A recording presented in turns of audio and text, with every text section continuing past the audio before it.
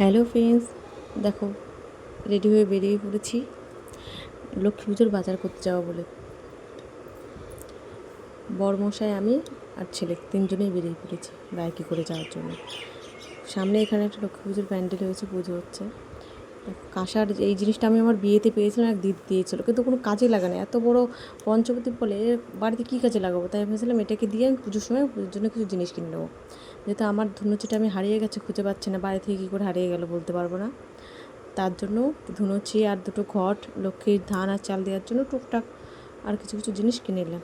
এবার বেরিয়ে পড়েছে ওই দোকান থেকে এসে ঠাকুর যেসবগুলো লাগে, মালা, ধানের শীষ, আমার যদি আড়িটা নষ্ট হয়ে গেছে, একটা আড়ি নেওয়ার দরকার ছিল, এইসবগুলো নিয়েছি। নিয়ে চলে এসেছি মিষ্টির দোকানে। মিষ্টির দোকান থেকে এসে দেখো এটা নিয়েছি সবজি কাটা একটা বোর্ড নেওয়ার জন্য ঠাকুরের জন্য।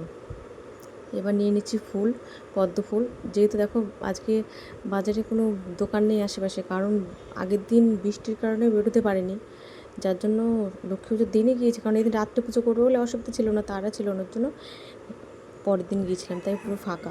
দু একটা দোকান বসেছে, ফলও নেওয়া হয়ে গেছে আমার।